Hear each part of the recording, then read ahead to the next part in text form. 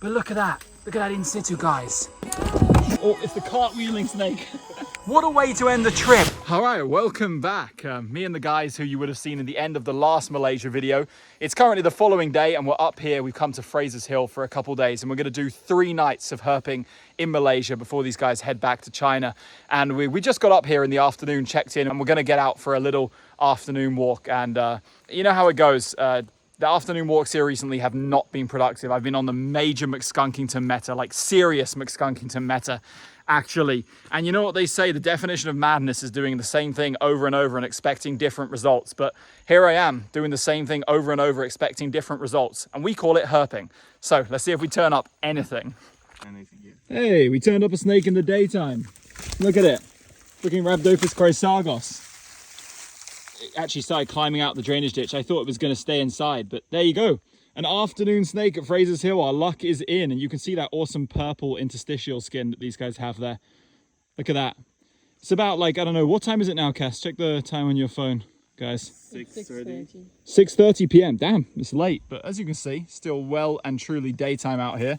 And yeah, this was just cruising along the drainage ditch. Lovely Rhabdophis chrysargos, which nicely for me is not on the biting meta. But even if it was, that wouldn't matter because this species is harmless. It's in a Rhabdophis genus, but from what I know, the species has absolutely no effects no matter how long it bites you or for anything. And this is actually quite a decent looking one. These Malaysian ones are way, way darker than the ones we see generally in southern Thailand, which can have that bright orange neck. These ones always are kind of a bit more like olive green in coloration, but there's certainly some nice patterning on this one. And we've kicked off this walk with a freaking daytime snake.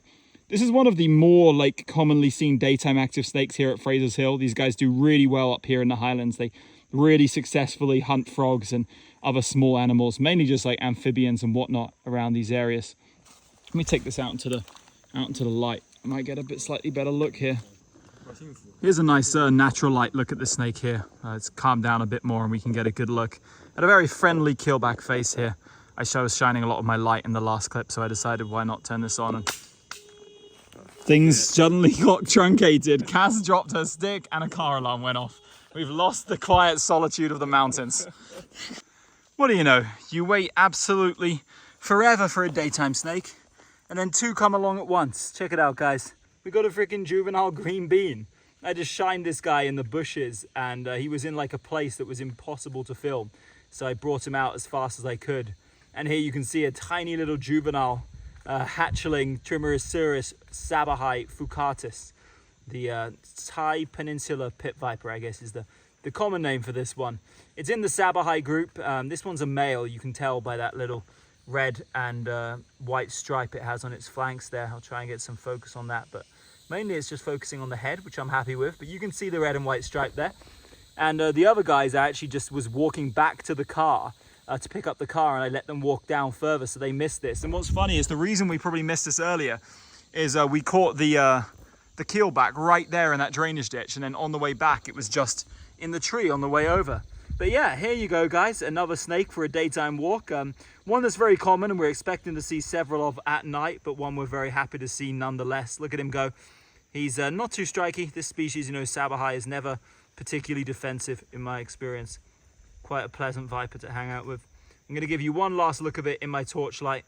But of course, it is very much still light out here. You guys can see that. Very, very much still light out here. So this 100% counts as a second daytime snake, which we will take any day of the week. Let's go, guys. Yes, life on the Rupus Reptiles channel is good these days. I hope you guys enjoyed the last couple videos. I mean, the one from Sumatra was freaking crazy, in my opinion, one of my all-time goated trips I've done out there.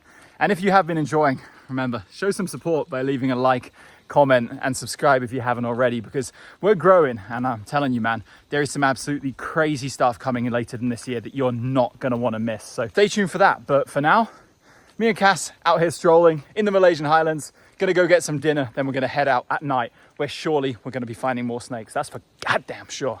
What's happening?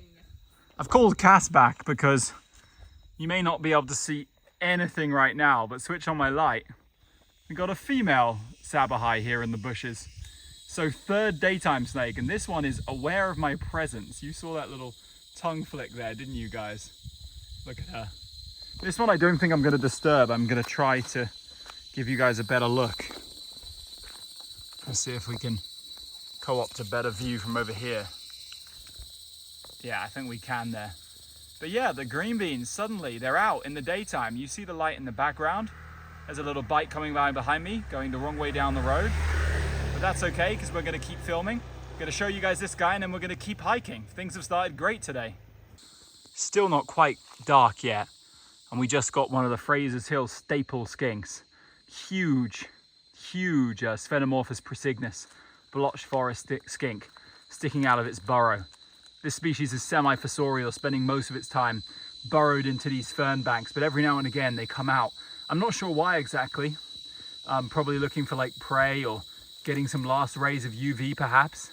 But this one's letting me get real close because obviously I'm shining the light at it, and you can see this really cool, massive adult Sphenomorphus presignus there. Really cool skink. I showed these on my Patreon quite a few times. Not sure how many times I've ever shown them on my main channel. At least once though, which is fantastic because I love seeing these. You know I'm a huge skink enjoyer. And reptiles are out tonight. What a joyous time to be alive. All right, I just dropped the dogs off to walk a different road to me, and I'm gonna do a quick road cruising pass before I get out and do some roadside walking of my own tonight. Really optimistic that something good's gonna show up. I just have that feeling. I've had that feeling for a while recently, ever since we had that huge turnaround in Sumatra. But yeah, it's a full moon tonight, which we wouldn't typically associate with a productive night of herping, but the last night we did in the last video was great. So I'm all in on tonight being good. Let's get out, let's start grinding, let's turn up a showstopper, come on. Here's a pair of jade flying frogs, Rhacophorus prominenus, one of the coolest glass frog looking ones up in this region. They can have some incredible blue hues on the side. You can see particularly on this individual here with the red webbing on the feet. They're truly an absolutely stunning frog, and I can see their tadpoles swimming around in here as well. Yeah, look at them go. Love it. That's my worst enemy right there.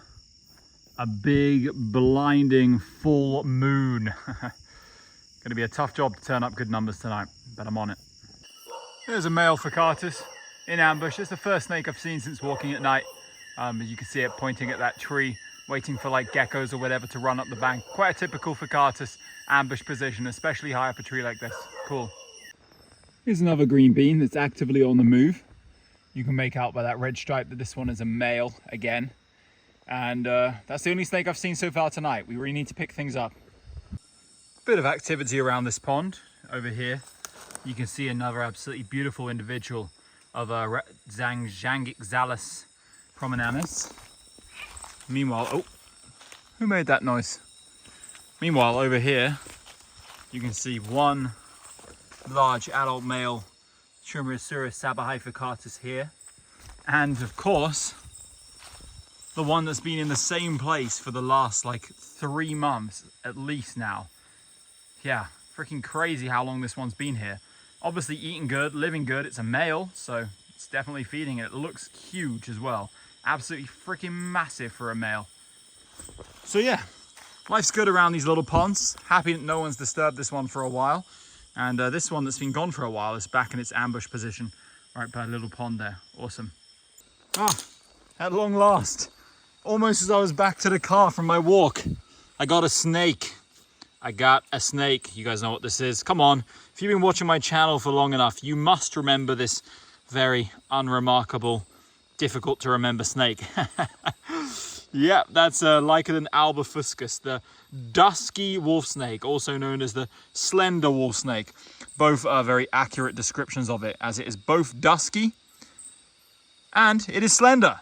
So perfect.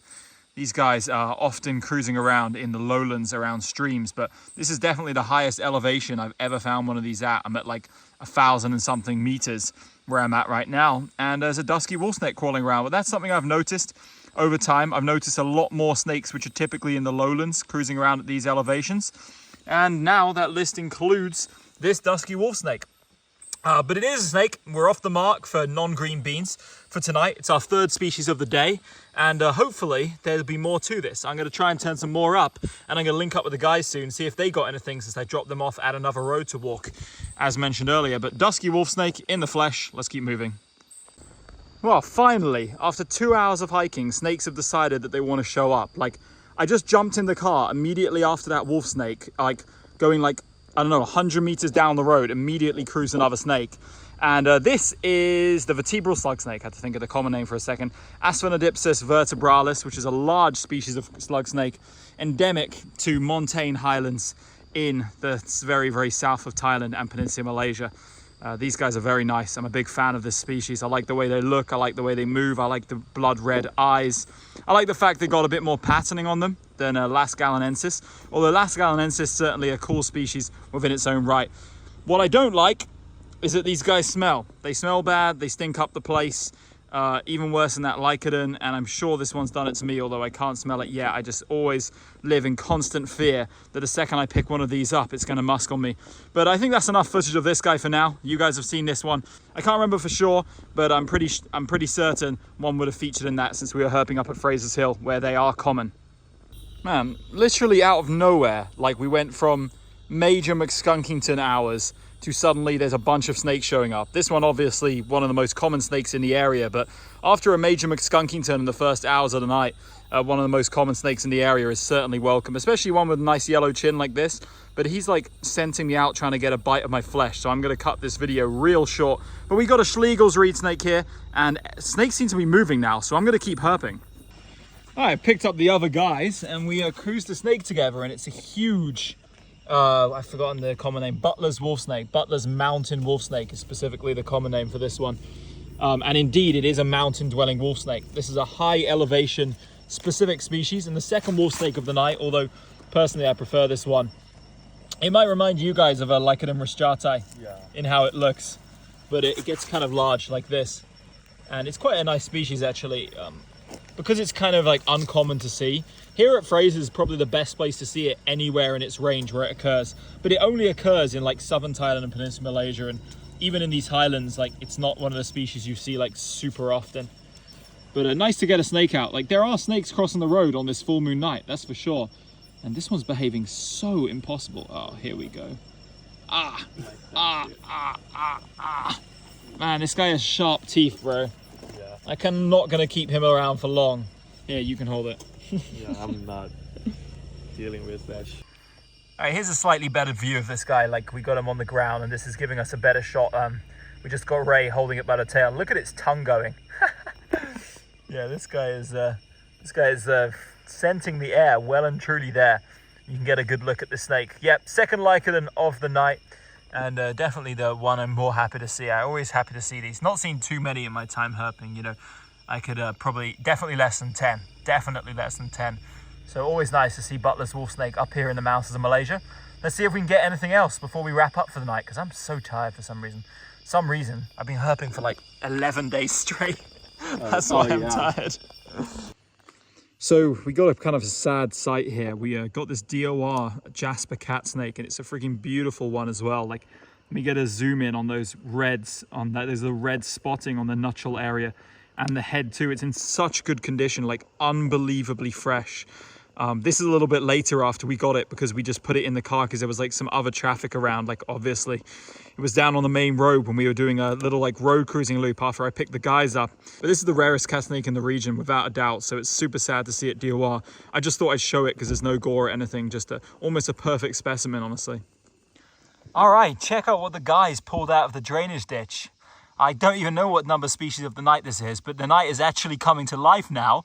And we got our first, what I consider like an actually good snake. This is the Malayan banded coral snake, Caliophis intestinalis, which you'll remember from the last Fraser's Hill video I filmed. We got one of these up here as well. And this one's beautiful high contrast individual here, not small at all, although next to my hand here it does look like a bit of a dinky snake. Of course it is a small snake. I meant for the species standards it's not too small, not giant but not too small, and you can see it here. It's gone into a very, very docile state, even though when the guys pulled it out the drainage ditch they told me that it was not docile at all. It was biting everything, especially the soft side of the hook, which is very typical for Caliophis, although these montane ones, I generally associate this montane kind of I guess we call it the dark orange stripe morph. So it's got the very dark brown sides and the bright orange stripe. This one tends to be like the way less defensive of the two, but apparently this one was on the biting meta, which I don't put past it. But I'm pretty comfortable like touching this snake in any kind of way. It's definitely in a state now where it's docile. And I'm just touching it now because I want to show you the cool tail pattern. You know, it's such a high contrast and cool elapid snake. Neurotoxic species, but not one that's particularly dangerous to humans at all. In fact, the generic treatment for this is just pain relief in the bitten area. Of course, they're quite small, and even though their venom glands stretch 1/3 of the body, so or probably until like here, they don't inject that much venom, and the venom toxicity is low. But check out that venter. That's where they get the common name from. They got that bright orange tail. But this is a great little find here out in Fraser's Hill tonight. A very, very dopey coral snake, which is behaving very strange. But you guys can see it's alive. Look, he's going to flick his tongue, going to move around. I don't know why. He's just gone into like I'm going to say it, a flaccid state. All right, just got back to the room, wrapped up a pretty decent night one up here. I probably shouldn't speak too loud. There's people sleeping on our floor, but we could have stayed out herping longer, but I'm kind of tired. Like I said in one of those clips, done like 11 nights of herping in the last like 13 days. So it's been pretty intense, and I'm gonna get a good night's sleep here, and then I can get out and do a proper night tomorrow as well. So I'll catch you in the daytime for some more daytime herping, hopefully some more daytime snakes. All right, it's the next day. We're out here at Fraser's Hill, and we just got out. It's kind of mid-afternoon after sleeping in a bit for some herping, and for now I stopped the guys at the side of the road because even though I saw a ton of green beans last night, they only saw one, and it was like down like these really steep fern banks. And there's a spot around here where I know this green bean always hangs out, the one I showed you last night, even in the daytime. So we just took a look at it. Yeah, look. It's nice male Sabahai. They look really cool in the daytime in my experience. You know, I'm so used to seeing them under a spotlight at night and the way they glow under that it's kind of strange seeing them in the day and the way their scales look in the natural light. But I like it. I like seeing this in situ here. And of course, this is one of my favorite green beans to see every single time I'm here, always in the same spot. So I'm going to leave it be. He's living a good life. That's actually nicer than the other. They say flipping in Asia doesn't work, but Ray just flipped this huge like thing here. Shit, it's biting me. Oh, and flipped a Schlegels. So we got a daytime snake. A daytime Schlegels. Quite a large one as well. Big one. Yeah, a really big one. There's double, yeah, 100% a fat Schlegels, which has been enjoying eating. What's it got on its edges of its face? What? Just dirt, I think, yeah. Yeah. Anyway, a big fat Schlegels. The scratch actually kind of hurts a little. Oh, these guys can bite huge chunks out of your flesh. You got to be careful with these, man. Really? Yeah, good luck on the daytime snakes front here, and a flipping find in Asia of all places. I'm not sure what kind. What snake is that hanging out of the roof there? What's nigriceps? Boiga nigriceps. Look, Holy the head poking out of the roof there. Yeah. Yeah, Boiga nigriceps living in the roof of this hut. So our third daytime snake, or second new snake of the day. I could not tell what freaking snake that was from afar. I hope you guys can make that out. What the hell? Why is your head sticking out during the daytime, brother? What you doing? I thought it might be Ridley Eye, but now I recognize that head as Boiga nigriceps for sure. Maybe we can try and get it, but this building's locked, I'm pretty sure, so I don't know what our chances are. But check it out, guys, another freaking snake. Alright guys, so we did some consultation. It's definitely impossible to get this out. We can't get inside the building, and if we try and climb up there, it will just suck back in and there's no chance. So our plan, I think, is that we're going to come back at like 7:45 p.m. around the time where it gets dark and check to see if it starts moving out. And if it like climbs on top of the roof here and tries to climb down, we'll get it. But for now, Boiga nigriceps, daytime observation. Not the first time I've seen this snake sleeping in the rafters of a hut, by the way, but nice to see it anyway. I just finished our mildly successful daytime walk. I mean, 3 snakes in the daytime, 2 new ones is not bad by any stretch of the imagination. Gonna do like a tiny bit more like strolling around on this roadside up here before dinner, and then we're gonna get out at night. Let's see if we can turn up a 4th species of the day. That'd be quite something, wouldn't it? Unlikely though. All right, no more snakes showed up during the daytime, so we're gonna get an early dinner and get out. First plan is to actually try and go back and look for that Boiga nigriceps, see if it comes out of the roof. Otherwise, it'll be straight back to grinding, trying to turn up some good snakes.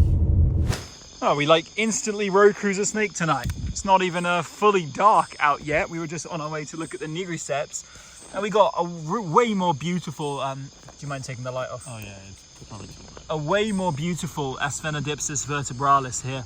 See, we like the kind of like golden brown stripe and some really pale coloration on the side. Hello. Gonna be going into defensive posture. Yeah, that's what we want to see. Oh, It was fake strikes. Yeah, fake strikes as well. It doesn't open its mouth, but like, Yeah. look. That's so freaking cute. The fake strikes without even opening the Let mouth. me film it just in case it's stuck. Yeah, go ahead. I'm gonna cut this video and you can film some clips. Wait, you want to see? What the? I haven't seen a slug snake strike for ages. Anyway, we got things to do, so we're gonna shoot this one. But this is such a beautiful individual. Like, look at like the really clear like barring on the flanks, and the behavior is awesome. What a cool find here. We just jumped out the car to walk down to where the Nigriceps was from the daytime, and I spotted this awesome long-nosed horn frog up here at high elevation, about 1,000 meters. Look at him there, really decent sized one. Not a giant by any stretch, but I can't not film these when I see them. They are just absolutely incredible, iconic, and so photogenic. I love them. All right, we just walked up another reed snake. Oh, it's the cartwheeling snake. This snake actually cartwheels, look. You see that movement? It's got the craziest movement style ever. Like literally a cartwheeling snake. There's a scientific paper written on this species about it using cartwheeling as a defensive strategy. But otherwise it's called the dwarf reed snake, and not too common. Don't see these too often at all, nowhere near as much as some of the other ones up in the mountain. Although this one isn't so dwarf. This one's actually quite large for Pseudorhabdia and Longiceps. This adds another species to our trip, and the night started well for snakes. There's stuff active very, very early before it's even got entirely dark, which is a good sign.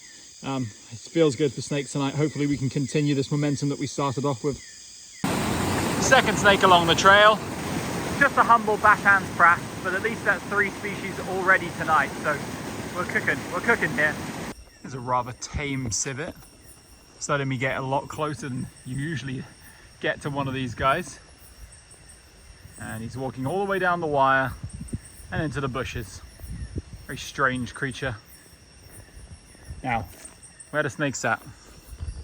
Damn, I have been out for hours now, so have the other guys. And our finds have consisted of, well, diddly squat, really. I saw a green beam from yesterday. That reed snake, obviously, that I filmed. The other guys found a couple reed snakes. And another green bean that was eating a frog, which isn't a bad encounter in itself, but like density, diversity, just incredibly low tonight. But I'm still out here hiking, hoping to turn something up in the last few minutes because I'm getting really tired. Oh my God, we untruncated. The freaking Hebius ponds came in clutch, and we actually got a new species, and one which is, actually really freaking rare.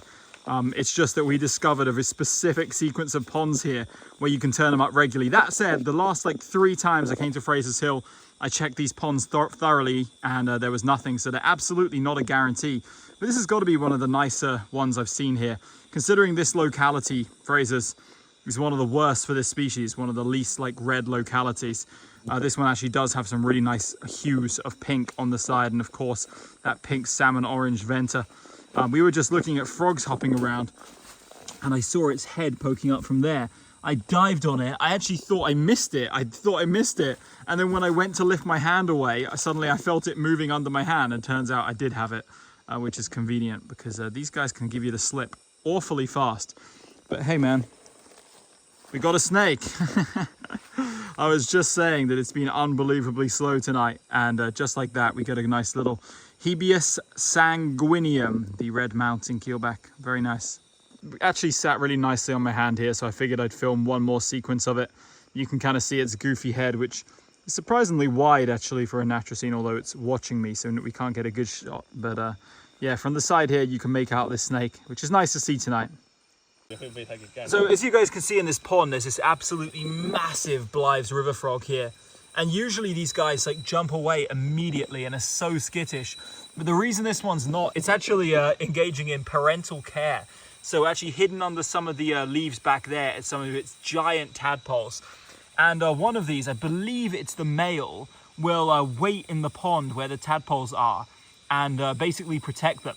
So if one of those keelbacks, like we saw a few minutes ago, comes swimming in here, this frog is definitely big enough to fight off one of those keelbacks.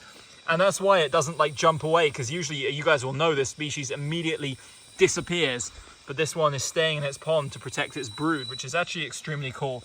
It could be the female that does it. I just have a feeling that someone told me once it was the male, but really cool behavior observation. And I can hear the flying frogs calling around. You hear that little in the background.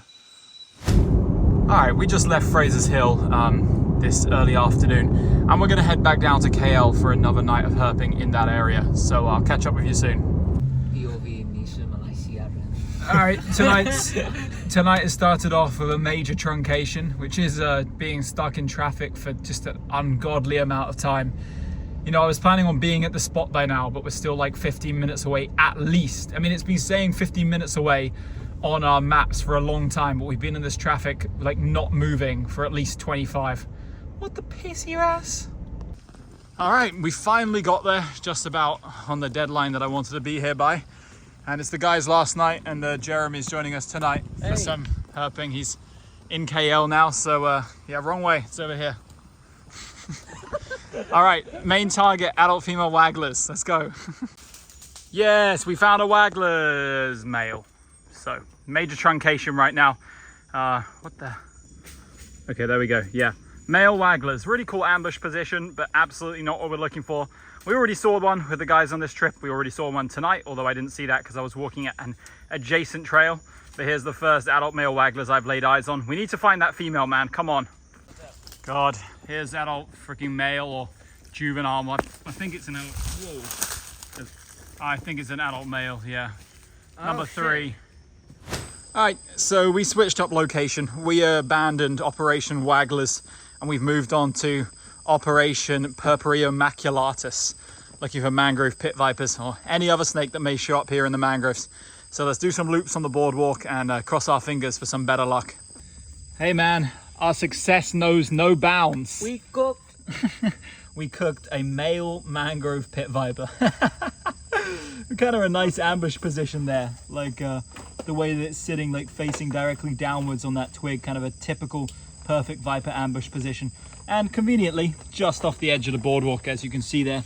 Maybe we'll get down and take a better look. I don't know if I want to get completely coated in mud just yet, but you can definitely get a look at it from here. That's nice.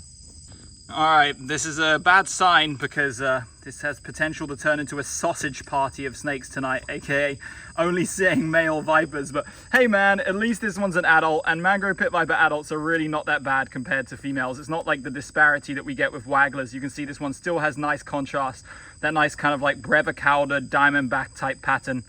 And yeah, you can see it pretty well here actually. Let me squat down a little bit more. Not getting within striking range because these Malaysian ones do bite. The Thai ones tend to be pretty damn docile, but these Malaysian ones do live up to the reputation that the species has, and the species has a reputation to be a very bitey boy. And this one sure is. Every time I get even close to my camera, it was trying to strike out because I took a few pictures as it went into a pretty nice position for us here. And we can see the first mangrove pit viper of the night, hopefully not the last. We're going to keep searching.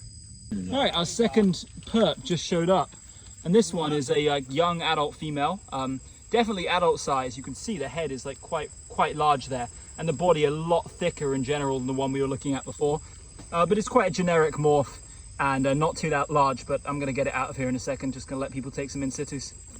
All right, we moved her up on the boardwalk because that area was kind of truncated.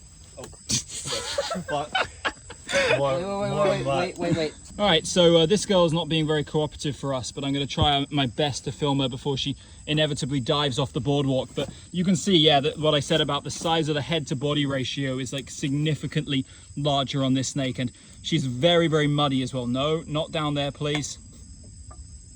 Yeah, back up. Okay, please, enough of the moving.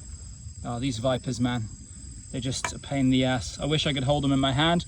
But alas, this is not a species you want to be bitten by. Far from the worst like venom, but it can certainly have some like necrotic effects, which can lead to you needing to get a bit of your thumb or finger chopped off. But yeah, you can see this one's got mud on the face, so typical. But a cool snake, very, very well adapted to its microhabitat. They're actually really, really camouflaged, way more than like green beans are at night. It takes a keen eye to know how to spot these like consistently in the mangrove mud. Fortunately, I've developed that over time and I can turn them up pretty consistently here, but she actually looks really nice in this light. It's a cool snake. Let's see if we can turn anything else up. Oh yeah, I forgot to mention, guys, we finally ended the sausage party of vipers. We got a female. What the? Jesus Christ. What the? Oh yeah, that's really slippery for some. What the? Why is it so slippery? Absolutely nothing happened there. Just walking around this perfectly safe and perfectly stable mangroves, which I am 100% adept at walking and would never fall over on. Shortly after my fall, I picked up, what? I got covered in ants. How has this happened? Oh, I touched that tree. Wait. Yeah, how has this happened? Anyway, ants truncation over with. Here you go. Here's a really nice mangrove pit viper. I don't know from this distance if it's a female or a male. It looks quite chubby in the middle. So it could be another like young female, especially this one doesn't seem to be anywhere near as muddy as well. So you can really make out some nice whites on the side. This is more of like a monochrome morph, unlike those kind of like brownish ones that we were seeing before with the yellowish, orangey brown color. This one's definitely the more of like the monochrome form. I will speak to the others to see if they want to get it down or not, but I'm very happy looking at this. What? You missed one. Oh my, what the, what? Bro, we were too, what? Yeah. We were too locked in on the first one. And look at that, guys.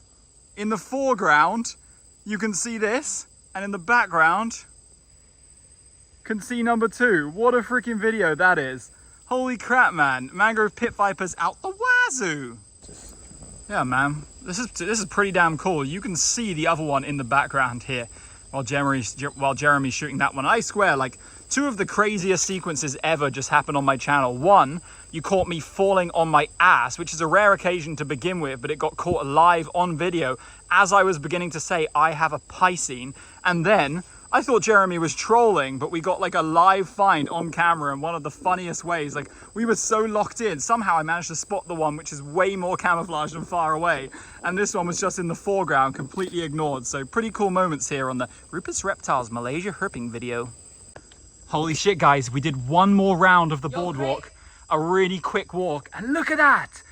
Freaking Malaysian banded krait. What we were freaking what I was hoping for, absolutely the most. Holy shit. I'm gonna get it. Oh, I thought it was going down a hole for a second, but I don't think it is. Not a big one by any stretch of the imagination, not a big banded krait. But look at that. Look at that in situ, guys. Really nice. What a fucking sight here tonight, man. What a sight. What a way to end the trip. A freaking crazy elapid. Let's go. Banded krait in Malaysia. Let's go. All right, guys, I've handed over the video to Jeremy because I figured why not get some film, because, man, it's been a tough time herping in Malaysia recently. Obviously, we've had good species densities, seen a lot of snakes some nights, but it's been tough to turn up showstoppers. But here, you guys have an actual freaking showstopper in the flesh. I know it's not exactly a huge krait by any stretch of the imagination. This is like normal Malayan krait size, nowhere near as big as the freaking banded krait can get. But I guess one thing you guys have probably noticed is, why is it not black and yellow? You guys are probably thinking, Rupert, are you sure that's not a Malayan krait? Yes, I am absolutely sure. Down here in like central southern Malaysia, the banded kraits are this like creamish color. You will notice they're nowhere near as like high contrast black and white as the Malayan krait. What they are is this kind of very, very pale yellow. I guess we describe it most often as cream. And if you look at the body shape, it's way more triangular. And you can see where my hand is. You see that little stubby tail? I'll get a better view later because this guy's climbing towards my hand. But you see that little stubby tail? Extremely indicative of a banded krait right there. This guy's climbing everywhere. Oh. I'm using Jeremy's light, so I've got to be extra aware because obviously it's in my face at the same time. But this guy's just coiled up himself on the end of the hook here, and you guys can see a really cool snake. I'm going to take some more video. I just wanted to step in front of the camera for a moment and show you guys this awesome find. Let's go, man. Let's go. Here you go, guys. You can see it properly now. I've put it down here, and you can see the Malaysian form of the banded krait. As you can see, it's got the very, very distinctive head marking, that little like V shape of yellow right there as he's about to go under my hook. I thought I was going to say over, but under. And as I was saying in the video earlier, which you couldn't have seen as well, it's got the stubby tail with those very, very rounded bands on the tail, which is a clear distinguisher of a banded krait. Bungarus fasciatus.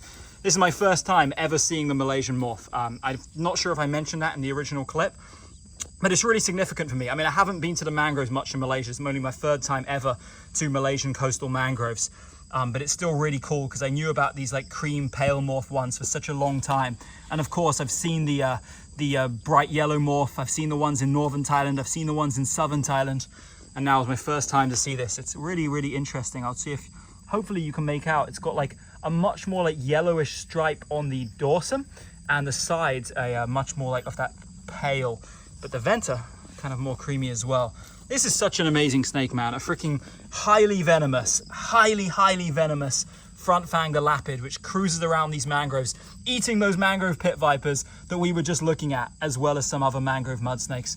This is fantastic. So happy we could show you this. So happy this is the, I mean, it's almost certainly going to be the ending snake of the video, because we're going to grab a few pictures of this and then we're going to head off. But what do you think, guys? We got on heart.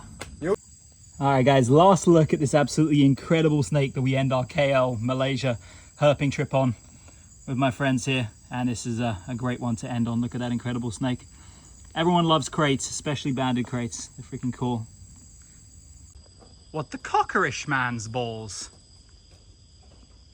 What the cockerish man's balls?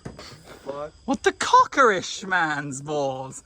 Literally on the entrance. We didn't even need to go inside the boardwalk to find a freaking male one. This one's got some really nice oranges because for once it's not completely covered in mud.